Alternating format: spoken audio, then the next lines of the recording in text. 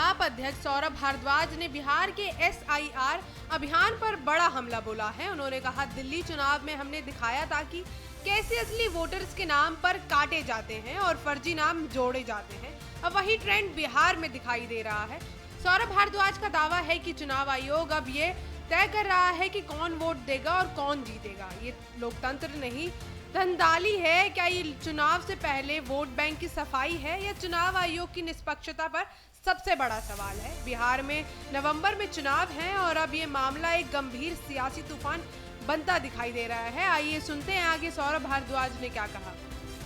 चुनाव आयोग तो पूरी तरीके से हरियाणा, उसके बाद महाराष्ट्र और फिर दिल्ली के चुनाव में एक्सपोज हो गया।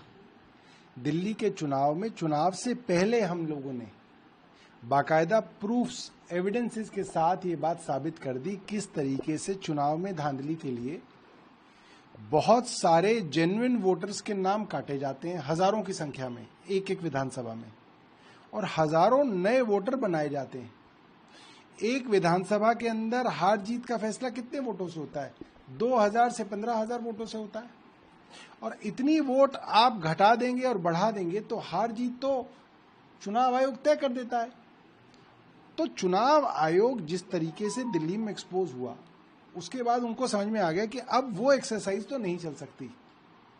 इसलिए खुल के कुछ ऐसे तरीके बनाए जाएं कि हम खुल्लम खुल्ला जो है वोटर लिस्ट के साथ छेड़छाड़ करें, और वो बिहार में सबके सामने है।